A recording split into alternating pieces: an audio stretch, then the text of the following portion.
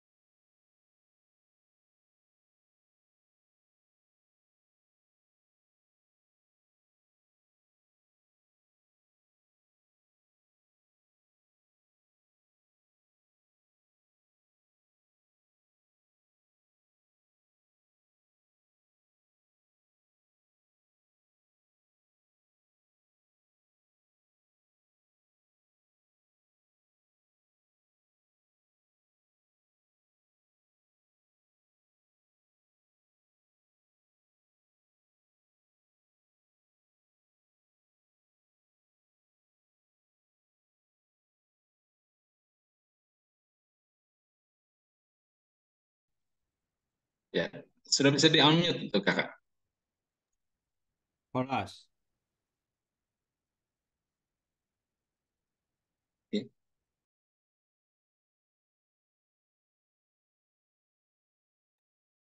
Ya, silakan kepada Ustaz Abi untuk bisa memulai karena tadi sudah dibuka.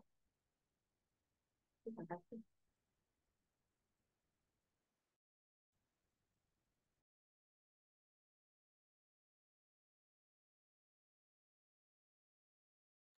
Oh, sudah ya, sudah diantarkan.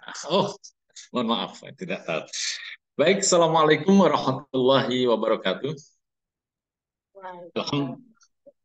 Alhamdulillahirabbil alamin, wassalatu wassalamu ala asyrafil anbiya'i wal mursalin, sayyidina wa maulana Muhammadin wa ala alihi wa ashabihi ajma'in. Amma ba'du. Para peserta kajian Sirah Nabawiyah yang terhormat, jika pada pertemuan yang Lalu kita uh, uh, menyampaikan, ya kita belajar tentang Bani Abdul Muttalib, ya, keluarga Abdul Muttalib. Di sini di antara anak-anak Abdul Muttalib ada salah seorang anaknya yang bernama Abbas, yang kelak keturunannya itu akan membangun daulah Bani Abbasiyah. Jadi salah seorang anaknya, keturunannya nanti akan membangun kerajaan yang sangat besar, di mana di saat kepemimpinan para khalifah dari daulah Abbasiyah ini Islam mencapai kejayaan. Ya, di masa Harun ar-Rasyid dilanjutkan dengan Al-Ma'mun, kemudian Al-Mu'tasim Billah, kemudian juga oleh Al-Wasik Billah, namun kemudian tidak mampu dilanjutkan oleh salah seorang keturunannya yaitu Al-Mutawakkil 'ala Allah. Jadi ada nama-namanya hebat sekali ya, Al-Mu'tasimu Billah, kan? Al-Wasik Billah. Tapi yang Al-Mutawakkil 'ala Allah ya tidak mampu mempertahankan kejayaan. Dan kejayaan Abbasiyah umat Islam pada waktu itu dimulai dengan penerjemahan buku-buku karya Aristoteles. Nah, jadi yang membuat maju adalah pengenalan pemikiran Yunani, filsafat. Nah, ini yang bikin maju. Nah, maka sejak saat itulah para pemikir seperti Ibnu Sina, kemudian Al-Farabi, dimulai dengan Al-Kindi, ya, itu mengeksplor banyak pemikiran, termasuk Ibnu Miskawai. Di situ juga mulai umat Islam mendapatkan pencerahan, pentingnya menggunakan nalar, menggunakan akal dalam memahami agama. Ya, sehingga pada saat itu oleh Ibnu Miskawai umpamanya disimpulkan tidak ada pertentangan antara wahyu dengan eksplorasi akal, logika, nalar. Dan pada saat itu juga umat Islam sangat maju pemikirannya, terutama di tangan para ulama yang bermadhab Mu'tazilah. Jadi kita perlu mencontoh kaum Mu'tazilah dalam pemikiran, ya, bukan dalam politik. Ya. Kesalahan orang-orang Mu'tazilah adalah memaksakan faham mereka, inkuisisi. Jadi ada pemaksaan faham. Mereka yang tidak sefaham dengan mereka kemudian mendapatkan hukuman dari negara. Oke. Nah, jadi kita jangan sampai memperlakukan negara, menggunakan negara untuk memaksakan sebuah faham, sebuah madhab, sebuah faham fikih umpamanya. Nah, itu kelak akan seperti Mu'tazilah, ya. Kemudian umat pun menjadi tercerai-berai. Ya. Kemudian saat itu maka lahirlah pemikiran dari Asy'ariyah dan lain sebagainya. Baik, pada malam hari ini kita akan bahas tentang Abbas Ibn Abdul Muttalib. Nah, Abbas Ibn Abdul Muttalib ini, ya, ya, sudah bisa dilihat.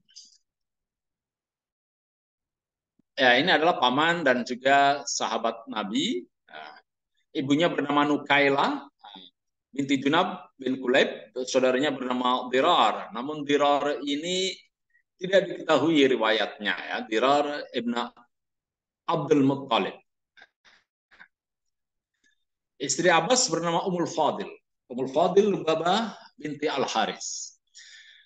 Ummul Fadil ini termasuk perempuan yang pertama beriman kepada Rasulullah setelah Khadijah.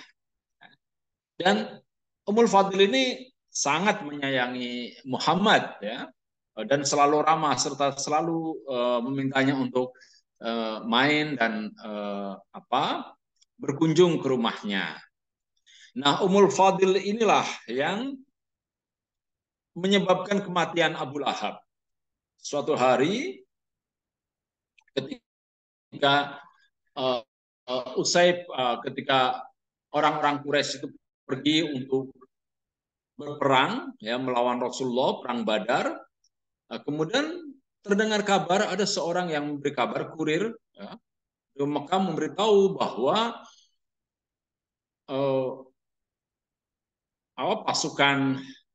pasukan Abu Jahal, pasukan Quraisy itu mengalami kekalahan. Maka Abu Rafi, seorang pembantu ya, pembantu di keluarga Abbas ini, sangat girang, dia senang sekali, kemudian mengucapkan Alhamdulillah, akhirnya berjayalah orang-orang yang beriman dan terkutuklah orang-orang yang kafir, yang ingkar. Nah, pada saat itu ternyata Rafi tidak sadar bahwa di dekat dia itu ada Abu Lahab. Maka Abu Lahab itu segera memukul itu. Rafi yang badannya kecil itu dipukul oleh Abu Lahab yang orangnya gemuk gitu kan. Kebetulan Ummul Fadil itu melihat keadaan seperti itu. Dia pun marah. Kemudian berkata, "Hei Abu Lahab, untuk apa? Mengapa kamu memukul pembantu saya itu kan? Apa salah dia itu kan?" Sambil begitu diambilnya sebuah tongkat ya, ada tongkat jemuran itu kan. Dia ambil, dipukulkan ke kepala Abu Lahab itu. Konon Abu Lahab kemudian terluka dan itu luka itu ya berbulan-bulan ya tidak sembuh sampai akhirnya Abu Lahab meninggal dunia. Nah, ini peran Ummul Fadil ya. Nah, dan ya Abu Lahab sendiri dengan Ummul Fadil ada hubungan kerabat ya karena Abbas dan Abu Lahab itu bersaudara. Dan Abbas ini adalah paman Nabi yang sangat kaya. Di masa sulit, ketika Mekah itu sedang dilanda krisis, ya, krisis pangan, krisis ekonomi, dagangan juga sedang sulit, maka Nabi pun kemudian mengambil inisiatif. Dia datang kepada Abbas, "Wahai pamanku Abbas, engkau adalah orang yang sangat berharta.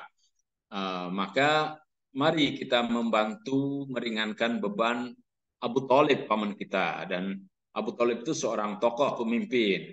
Dia anaknya banyak. Bagaimana kalau kita memelihara anak-anak Abu Thalib? Maka Abbas pun setuju. Ya.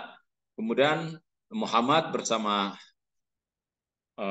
Abbas mendatangi Abu Thalib, menyampaikan keinginannya untuk menolong beliau.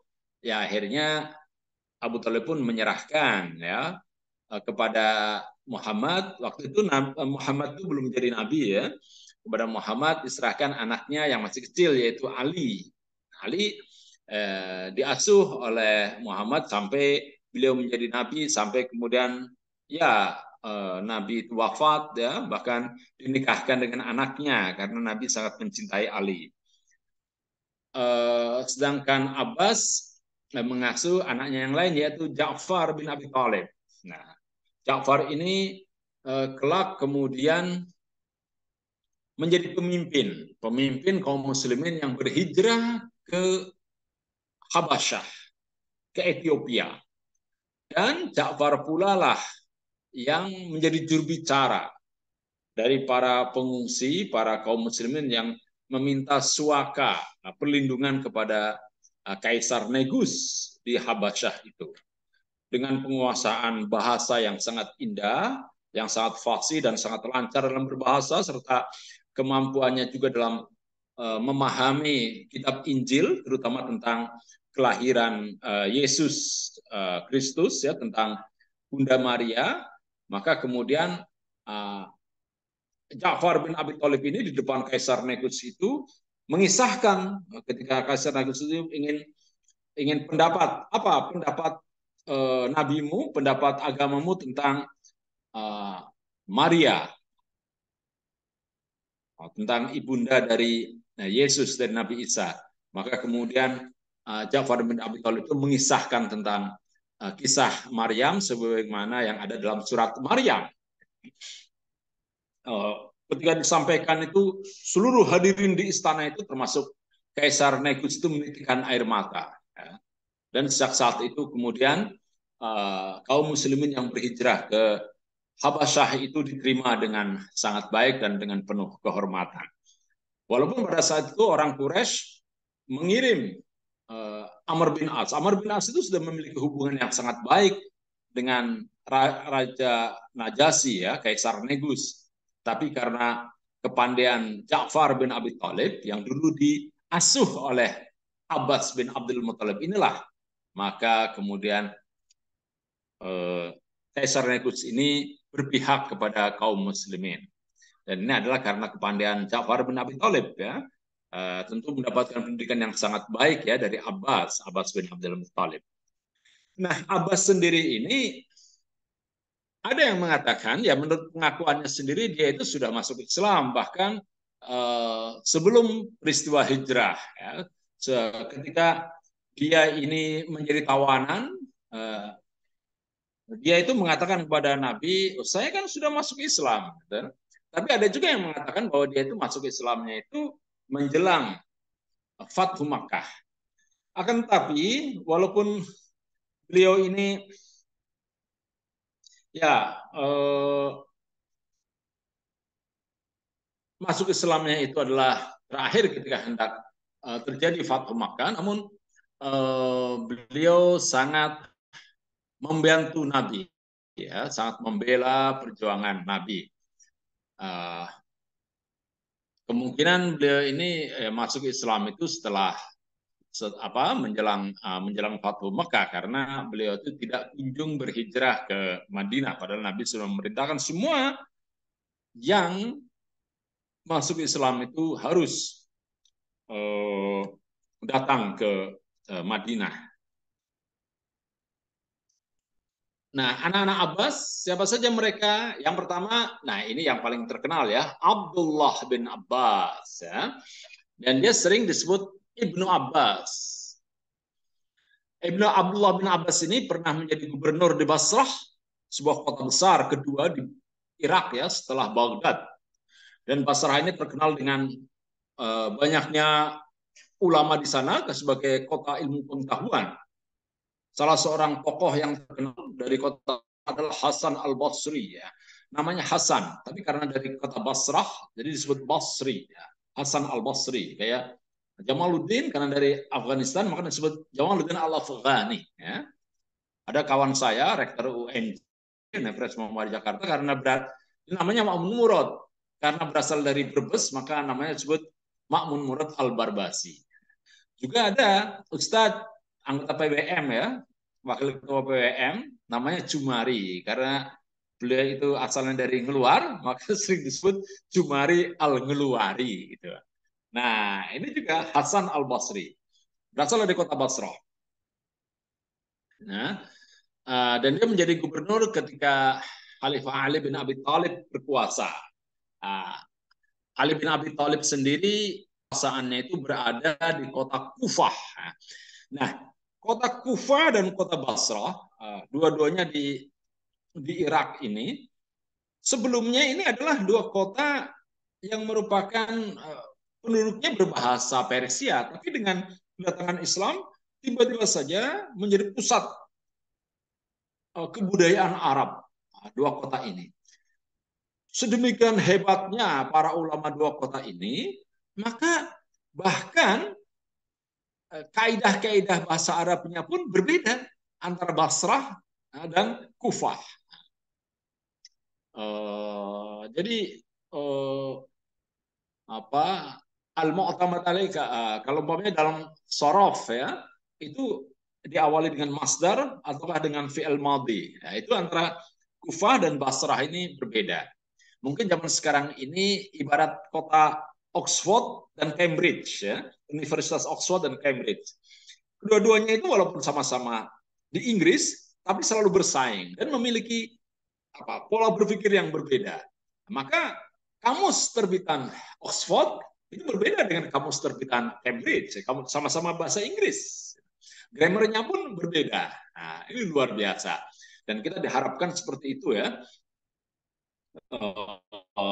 Model pemikiran Universitas Gajah Mada itu seperti apa, kemudian Universitas Indonesia seperti apa, ITB seperti apa, UIN Jakarta seperti apa, UIN Yogyakarta seperti apa, kemudian Universitas Muhammadiyah seperti memiliki ciri khas, paradigma berpikir yang berbeda, yang khas. Gitu. Nah, ini ternyata belum terwujud ya. Ya sama saja produk dari universitas ini dengan universitas itu. Ya. Nah ini kalau Basrah itu dan Kufah itu memiliki pola berpikir yang khas. Ya, ya kemudian beliau Abdullah bin Abbas ini meninggal dan dikuburkan di Taif, Saudi Arabia. Maka kalau kita datang berkunjung ke kota Taif, bagi mereka yang umroh ya atau ibadah haji, silakan berkunjung ke kota Taif. Di sana ada Masjid Abdullah bin Abbas dan ada gapura besar ya, pintu masuk kota Taif itu ada tulisan Babu Abdullah bin Abbas. Mungkin bisa kita lihat di sini. Nah, ini dia gerbang Abdullah bin Abbas di kota Taif. Nah, ini ada tulisan bab ini artinya pintu ya. Gapura Abdullah bin Abbas radhiyallahu anhuma. Nah, semoga Allah meridhoi keduanya. Keduanya siapa? Abdullah dan juga Abbas, dua orang ini. Ya, menarik sekali ya. Kotanya bersih ya, Taif. Ada universitas di sana, ada lapangan terbang di sana, dan kotanya sejuk ya, banyak buah-buahan. Ya, kemudian selain Abdullah bin Abbas ada Ubaidillah bin Abbas, Abdullah kecil ya. Ubaidillah pernah menjadi gubernur di Yaman pada masa kekuasaan Khalifah Ali bin Abi Thalib dan dikuburkan di Madinah. Ya, semuanya pada masa Ali bin Abi Thalib ya, karena kedekatan keluarga mereka, sama-sama dari keluarga Abdul Muttalib. Dikuburkan di Madinah ya, di Baqi. Kemudian Al-Fadl bin Abbas, ya ini tidak banyak tentang Al-Fadl ini ya, dikuburkan di Syam. Nah, dari nama anak ketiga inilah, maka istri dari Abbas ini dipanggil Ummul, Ibu Fadl. Oke. Kemudian yang keempat, Qasam Ibn Abbas pernah menjadi gubernur di Bahrain ya, pada masa Ali bin Abi Thalib dan dikuburkan di Samarkand. Oh, cukup jauh ya. Meninggalnya di kota Samarkand, mungkin ketika sedang berkunjung ke sana. Samarkand adalah sebuah kota besar di Uzbekistan, dekat ya laut Kaspia. Kemudian yang kelima, Ma'bad ibn Abbas pernah menjadi gubernur di Mekah pada masa kekuasaan Khalifah Ali bin Abi Thalib. Kemudian dikuburkan di Afrika. Lumayan jauh juga. Tidak ya, tinggal menyeberang Laut Merah. Sana mungkin ketika berkunjung ke sana. Nah, inilah anak-anak dari Abbas bin Abdul Muttalib. Ya. Nah, Abbas ini adalah seorang pembela Rasulullah, ya. Tidak seperti saudaranya yang Abu Lahab yang sangat memusuhi Rasulullah. Abbas tidak, Abbas membela Rasulullah dan pengaruh Abbas pun sangat tinggi karena beliau itu seorang saudagar yang kaya raya. Abbas. Nah, dia seperti Abu Thalib. Kalau Abu Thalib ini, walaupun Abu Thalib ini seorang yang sangat lembut, sangat pandai dan juga ahli pendidikan, ya. Namun Abu Thalib ini bukanlah orang yang berharta. Ya. Maka ya dalam perjuangan ini ketika membutuhkan bantuan material, Abbas ini pengaruhnya sangat tinggi kepada Nabi. Nah, Abbas mendampingi Rasulullah saat bertemu dengan para tokoh utusan Aus dan Khazraj ya pada Bai'ah Aqobah yang kedua. Dan orang-orang Aus dan Khazraj ini meminta Nabi agar tinggal di Yasrib, pindah ke Yasrib untuk memimpin mereka karena mereka sudah capek bertikai ya ada kekosongan pemimpin di sana. Mereka butuh seorang pemimpin yang bisa menyatukan rakyat Aus dan Khosraj di Yasrib itu. Maka akhirnya mereka mengimpor pemimpin dari Mekah ya. Kita tapi jangan sampai kita ini mengimpor pemimpin dari luar Indonesia ya. Ya. Nah, pada waktu itu ya Abbas kemudian mendampingi Rasulullah bertemu dengan utusan Aus dan Khazraj yang jumlahnya 70 orang. Kemudian mengatakan, ini keponakanku ini, Muhammad ini adalah seorang yang sangat terhormat. Kami melindunginya dari ancaman siapapun. Maka jika kalian, wahai orang-orang Yathrib, tidak mampu untuk melindungi keponakanku ini, yang bernama Muhammad ini, maka mulai saat sekarang pergilah, pulanglah kalian ke Yathrib, ke kota asal kalian. Orang-orang Yathrib pun kemudian mengatakan yang menyampaikan adalah Barra. Ada seorang yang bernama Barra, pemimpin mereka itu mengatakan, kami ini orang-orang yang sering melakukan peperangan, ahli dalam pertempuran, dan kami ini memiliki senjata-senjata yang siap terhunus. Maka demi saudara kami yang bernama Muhammad ini, jika ia mau menjadi pemimpin kami di kota Yathrib, maka kami akan melindunginya sebagaimana kami melindungi anak-anak dan istri kami.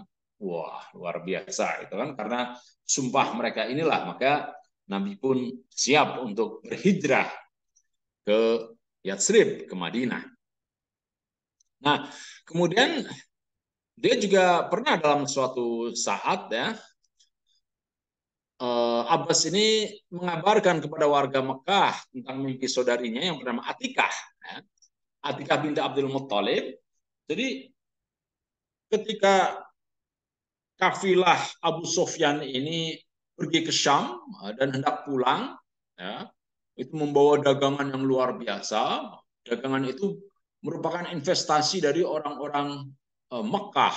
Orang-orang Mekah sedang menunggu kedatangan kafilah yang dipimpin oleh Abu Sufyan ini yang membawa dagangan itu. Tapi kemudian ternyata kafilah itu sedang dicegat ya, oleh Rasulullah di perjalanan antara Syam dan Madinah itu. Kemudian Atikah ini bermimpi ada sebuah batu besar yang menggelinding dari Jabal Qubais. Batu itu kemudian menimpa seluruh rumah-rumah dan orang-orang yang ada di Mekah.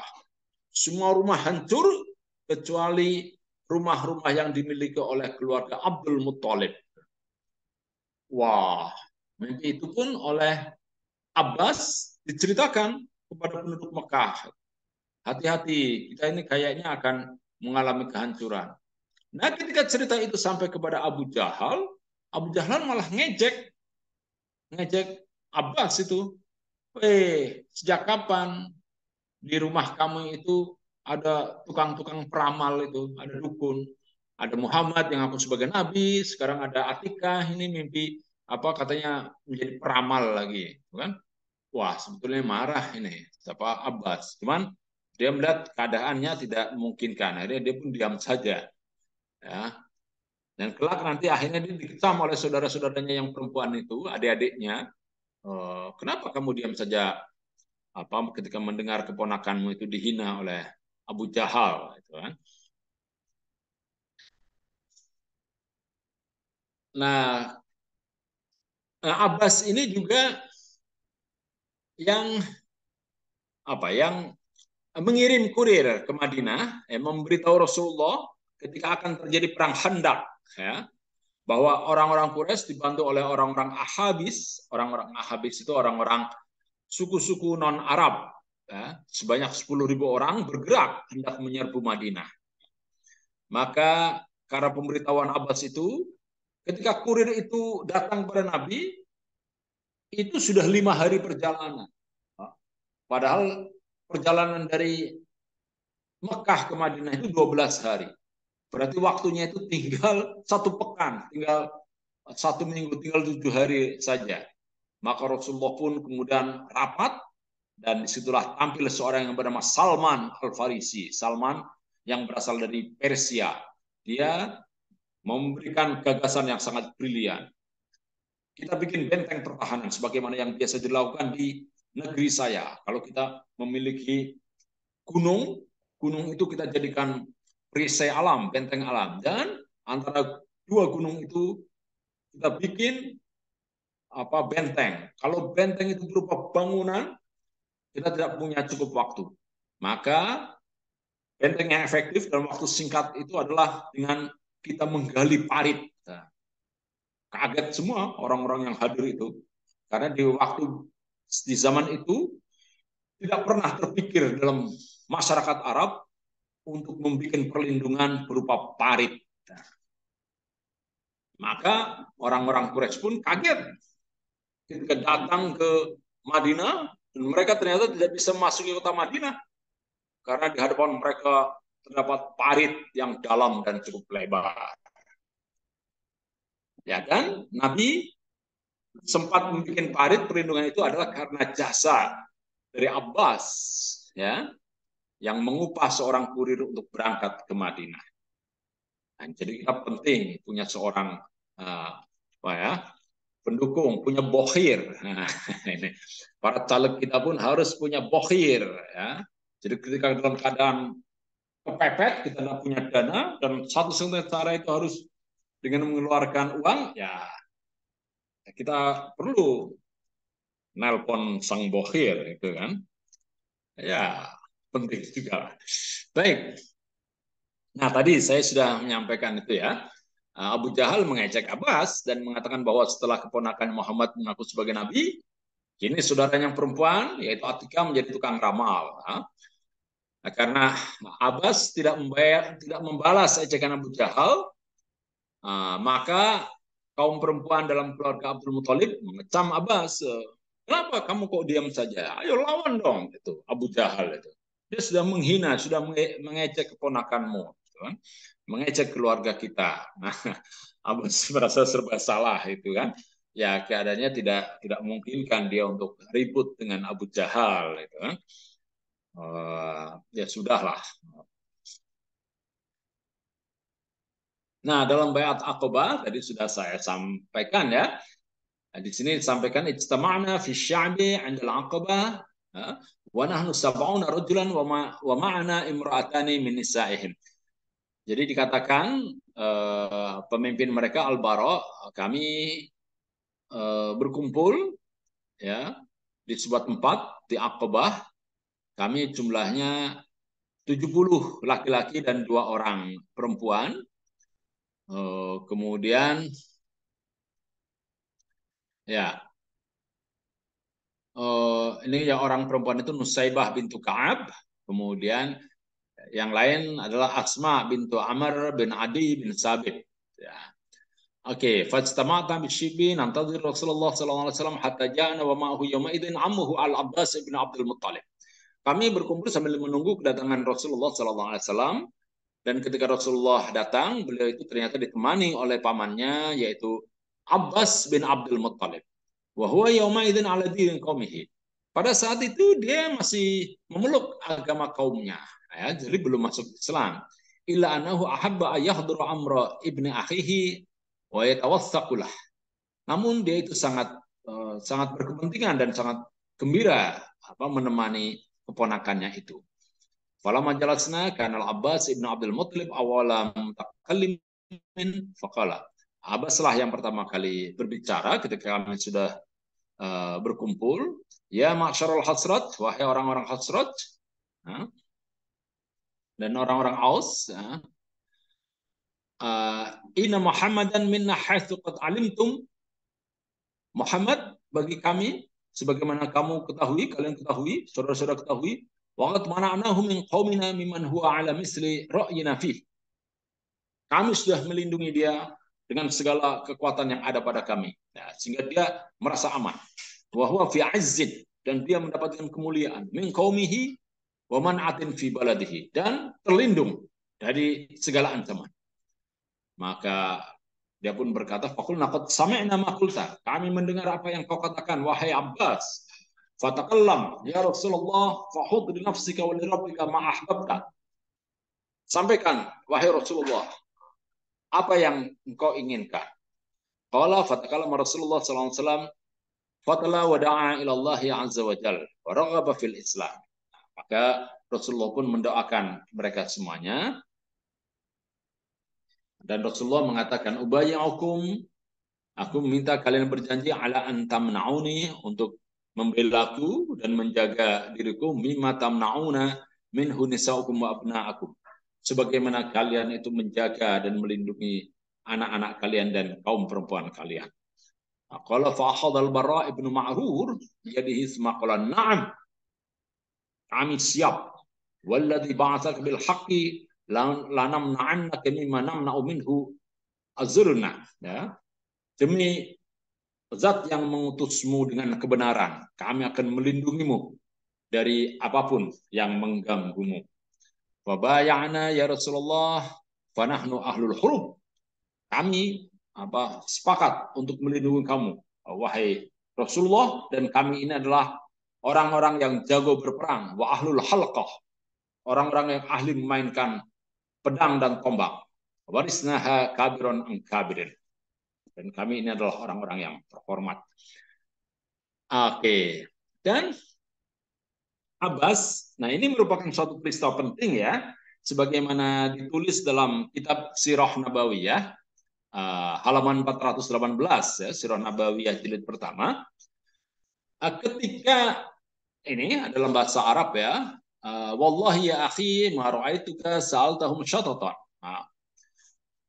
Ketika Nabi berulang kali meminta kepada sang paman, yaitu Abu Thalib, agar masuk Islam, mengucapkan kalimat syahadat, Abu Thalib itu mengatakan, saya belum akan mengucapkan kalimat syahadat, wahai anakku, karena jika aku mengatakannya, saya khawatir ya orang-orang Quraisy itu akan mengatakan bahwa saya ini hanya untuk menyenangkan kamu. Jadi Abu Thalib ini lama sekali tidak kunjung mengucapkan kalimat syahadat, hingga ketika hendak meninggal dan Abu Thalib ini terbaring di atas tempat tidurnya, Abbas lah ya, Abbas yang mengatakan kepada Nabi, fa'alamma taqarraba min Abi Thalib al-maut qala nadhara Abbas ilaihi yuhariku syafataihi. Abbas bin Abi Thalib ini memandang kepada Abi Thalib, yuhariku syafataihi, menggerakkan kedua bibirnya. Qala fa'asga ilaihi bi'udhunihi, maka dia pun mendekatkan telinganya kepada bibir Abu Thalib itu. Qala faqala ya ibnu akhi, wahai anak pamanku, wallahi, demi Allah, laqad qala akhi, saudaraku itu Abu Thalib itu sudah mengatakan kalimat yang engkau perintahkan kepadanya, yaitu kalimat syahadat. Nah, faqala Rasulullah SAW, lam asma. Tapi Nabi menjawab dengan tenang aja, ya, tapi saya nggak mendengarnya. Ya karena Nabi tidak mendekatkan telinganya kepada bibir ya, kepada bibir Abu Thalib, sementara Abbas itu mendekatkan telinganya kepada bibir Abu Thalib. Ya. Artinya di sini tidak sebagaimana yang selama ini kita dengar ya, bahwa Abu Thalib itu tidak mengucapkan kalimat syahadat hingga kematiannya. Maka menurut Ibnu Hisham ya, dalam kitabnya Sirah Nabawiyah halaman 418, Abbas bersumpah, wallahi laqad qala akhi al kalimat allati amartahu. Wahai keponakanku Muhammad, ini saudaraku ini Abu Thalib ini sudah mengucapkan kalimat syahadat sebagaimana yang kau perintahkan. Tapi Nabi mengatakan, oh ya, saya nggak dengar tuh. Maka kemudian yang tersebar itu seolah-olah Abu Thalib itu meninggal dalam kafiran ya, dan itu digunakan oleh lawan-lawan politik Ali bin Abi Thalib ya, terutama Muawiyah untuk mengatakan bahwa Abu Thalib itu bukan termasuk as-sabiqunal awwalu, ya, bukan termasuk orang-orang yang pertama kali bersama Rasulullah memperjuangkan agama Islam. Ya, itu riwayat-riwayat berikutnya itu banyak sekali yang terselubung dengan persoalan-persoalan politik. Ya, ini dia terjemahan yang saya bacakan tadi. Ya, kemudian dalam perang Badar, Bismillahirrahmanirrahim. Mohon maaf, saya mau minum teh terlebih dahulu.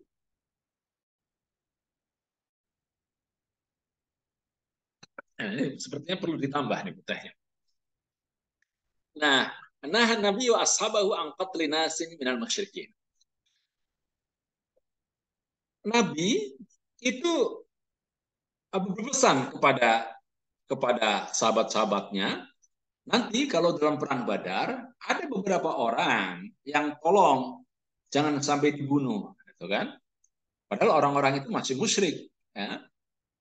Nabi Sallallahu Alaihi Wasallam kalau li ashabi yaumaidin, Nabi bersabda kepada para sahabatnya, ini qad araftu, saya sudah mengetahui ana rijal Bani Hashim, bahwa beberapa orang dari Bani Hashim, dari keluarga Hashim, wa ghairihim, dan yang lainnya, qad ahraju karhan.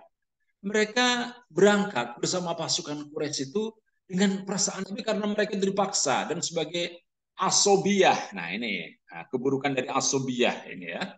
Jadi mereka itu right or wrong is my country ya. Nah, ini namanya asobiyah itu kan ya. Jadi right or wrong is my kabilah, my suku, suku saya itu kan, my tribe. Nah, la hajatan lahum biqitalina. Mereka sebetulnya tidak punya kepentingan apa-apa. Mereka tidak hendak memerangi kita di sini. Faman laqiya minkum ahadan min bani Hashim fala yaqtulu.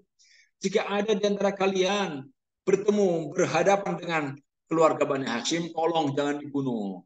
Wa man laqiya ahbal Bukhturi bin Hisham bin Al-Haris ibnu Asad fala yaqtulu. Jika bertemu dengan Al-Bukhtari bin Hisham bin Haris, ya, jangan membunuhnya. Waman laqial Abbas bin Abdul Muttalib, kalau bertemu dengan Abbas bin Abdul Muttalib, ini disebut secara zahir ya. Ammu Rasulullah sallallahu alaihi wasallam fala yaqtulhu. Paman Nabi ini janganlah dibunuh. Fa innahu innama ahraja mustakrihan. Mereka itu memang datang dalam pasukan Quraisy, tapi mereka itu sungguhnya sangat berat perasaan hati mereka. Nah, kebanyakan para sahabat memahami itu, tapi ternyata ada sahabat yang bernama Abu Huzaifah bilang, mengatakan, anaqtul aba'ana wa abnana wa ahwatana wa ashiratana wa natrukul Abbas. Apakah kita ini nanti akan membunuh bapak kami, bapak kita, anak-anak kita, kemudian juga kerabat kita, tapi kita membiarkan Abbas tidak terbunuh? Wallahi, lain laqituhu la ahmilannahu as-saif. Demi Allah, kata Abu Hudzaifah ini, kalau saya bertemu dengan Abbas, saya akan hunus pedang saya. Qala Ibnu Hisham wa yaqulu la alzamannahu as-saif. Fabalaghat Rasulullah sallallahu alaihi wasallam faqala li Umar bin Khattab. Ketika berita itu sampai kepada Nabi, Nabi bilang kepada Umar bin Khattab, "Ya Abi Hafs, wahai Bapak Hafsah, qala Umar, wallahi innahu la awwalu yawmin kinaniyin fihi Rasulullah sallallahu alaihi wasallam bi Abi Hafs. Ayat riba wajha ammi Rasulullah sallallahu alaihi wasallam bisayfi." Dia itu berkata kepada Umar, apakah orang itu akan memukul wajah paman Rasulullah SAW dengan pedangnya? Maka Umar pun menjawab, wahai Rasulullah, ya Rasulullah, yakni fala adribu unuqahu bisayf. Wahai Rasulullah, ayo, biarkan saya panggal lehernya itu dengan pedang saya. Fa wallahi laqad nafaqa. Sungguhnya dia itu orang munafik, Abu Hudzaifah ini. Bahkan Abu Hudzaifah yaqul, Abu Hudzaifah begitu mendengar Umar itu akan memenggal lehernya itu, ma'ana bi aminin min tilkal kalimatil lati qultu yawma idzin. Maka sejak saat itu saya selalu merasa tidak aman dengan apa yang aku katakan kemarin itu. Wala azalu minha khaifan. Dan saya ini masih ketakutan ila an tukaffiraha anni syahadah, kecuali karena saya ini sudah bersahadat. Faqutila yamal yamamah syahidan, dan dia itu pun Abu Hudzaifah ini akhirnya meninggal juga syahid pada waktu perang Yamamah di zaman Khalifah Abu Bakar As-Siddiq. Ini dalam Sirah Nabawiyah. Nah, Abbas juga ya karena ikut perang Badar, dan perang Badar itu dimenangkan oleh Rasulullah, seluruh tentara Quraisy yang tidak terbunuh, ya, yang tidak bisa melarikan diri dijadikan tawanan. Nah, Abbas pun jadi tawanan, termasuk dua keponakannya yaitu Naufal dan Akil serta Utbah sahabatnya. Dan Abbas ini diminta oleh Rasulullah, ayo paman bayar itu, bayar denda untuk diri Anda sendiri, kemudian keponakan Anda 2 orang, dan juga untuk Utbah sahabat Anda. Jadi 4 orang. Kalau satu orang itu berapa? 1.000 dirham, ya, maka ya kali 4.000 dirham. Oh, Abbas awalnya menolak dengan mengatakan dia telah masuk Islam dan dia sudah tidak punya uang. Oh, tapi Nabi mengatakan, ya, tapi kan kamu, paman sudah ikut orang-orang Quraisy itu kan memerangi kami, itu kan. Ayo tetap bayar denda. Nah, Nabi kemudian mengatakan, bukankah sebelum berangkat ke sini, paman itu sudah berkata kepada Ummul Fadil, kepada istri paman, bahwa nanti kalau mati, itu harta yang banyak itu maka untuk Abdullah, untuk Ubaidillah, untuk Qasam, ya, kemudian untuk anak-anak yang lain, itu kan? Betul kan ngomong begitu? Abbas kaget itu, loh dari mana Rasulullah mengetahui hal ini? Ya, ini kagum juga dengan pengetahuan Rasulullah itu kan. Padahal itu hal yang biasa kan.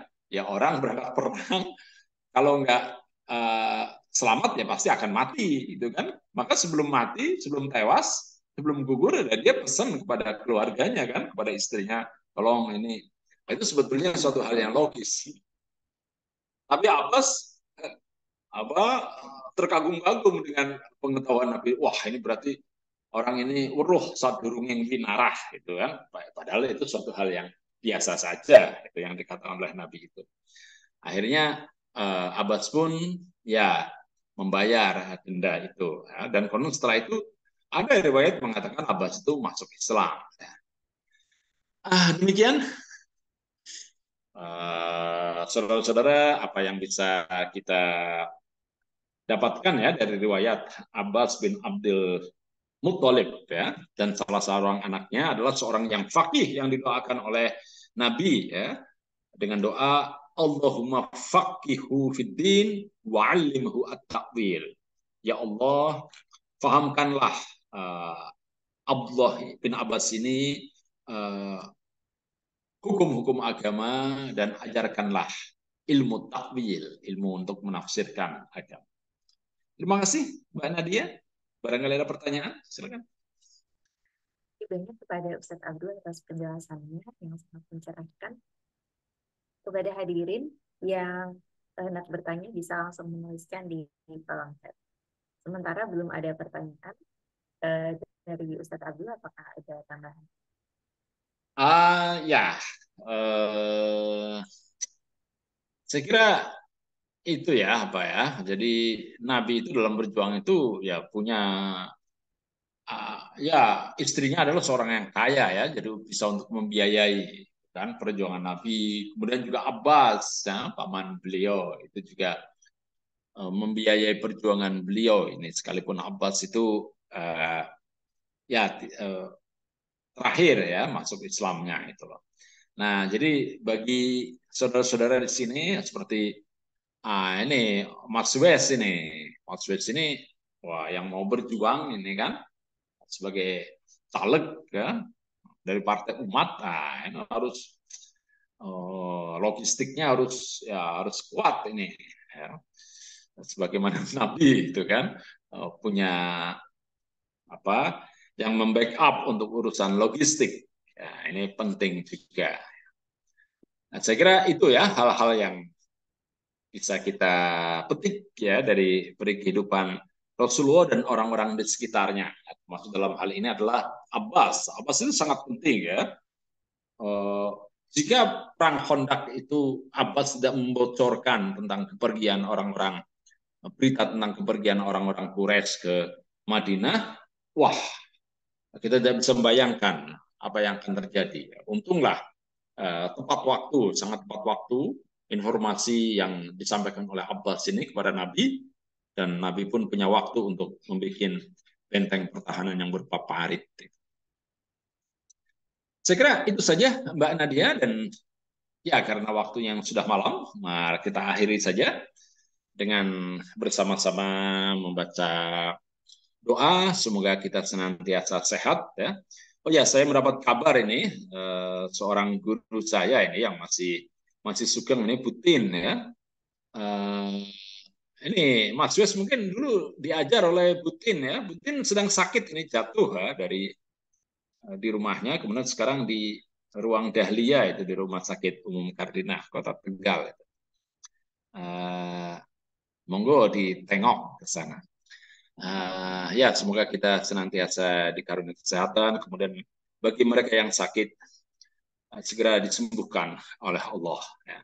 Bagi yang salah seorang anggota keluarganya itu wafat atau meninggal dunia, semoga dianugerahi kesabaran dan ketabahan serta mendapatkan ganti yang lebih baik dari Allah Subhanahu wa taala. Bismillahirrahmanirrahim. Alhamdulillahirabbil alamin. Allahumma shalli ala Muhammad wa ala alihi wa ashabihi ajmain. Allahumma rabban nas mudhibal ba'sa anta syafi la shifaan illa shifauka. Ishfi ukhtana Ibu Supartini shifaan la yughadiru saqaman kama qulta fi kitabika fa idza maridtu fa huwa yashfin. Rabbana hab lana min azwajina wa dhurriyyatina qurrata a'yun waj'alna lil muttaqina imama. Rabbana atina fid dunya hasanah wa fil akhirati hasanah wa qina adzabannar. Subhana rabbika rabbil izzati amma yasifun wa salamun alal mursalin walhamdulillahi rabbil alamin. Wassalamu alaikum warahmatullahi wabarakatuh. Tentang satu dengan pancaran kajian malam ini berisi penjelasan yang diterapkan. Semoga kajian ini dapat meningkatkan ketakwaan dan kecintaan kita kepada Rasulullah. Bagi hadirin yang tidak mendengarkan dari awal, dapat menonton ulang kajian ini melalui channel YouTube TK Usron. Jazakumullah khairan katsiran atas kehadiran hadirin dan pemaparan Ustaz Abdi. Wassalamualaikum warahmatullahi wabarakatuh. Waalaikumsalam warahmatullahi wabarakatuh. Terima kasih. Wah, oh ada Pak Turasman. Assalamualaikum Pak. Alhamdulillah sehat. Ada Mbak Evi. Wah ini Evi yang mana nih ya? Ada Mbak Evi, ada Ustaz Adi Hamid. Ya, ada Jihan, ada Pak Parnowo, ada Pak Rahman Hidayat, yang Hayatun. Terima kasih rawuhnya Pak Mas Mulyono. Apa kabar Mas Mul? Semoga sehat. Alhamdulillah. Wah, Alhamdulillah. J. Ustadz Aziz, Kainanto, Yang Hisham, mudah-mudahan selalu sehat ya. Okasah, ini kayak nama sahabat Nabi ini, pahlawan perang Badar ini Okasah ya. Ada Pak Umar Tasdik, ini aktivis Partai Umat juga Umar Tasdik ini. Siti Rohyati, sampai ini Vale ya. Ada Tante Lili ya, Sekretaris Sepeda, dan Tante Dewi juga, Tante Dewi Syam. Terima kasih rawuhnya. Ada Bu Hanifah juga. Ya. Oke, saya pamit dulu Pak Turasman. Monggo. Matur nuwun rawuhipun Pak Turasman.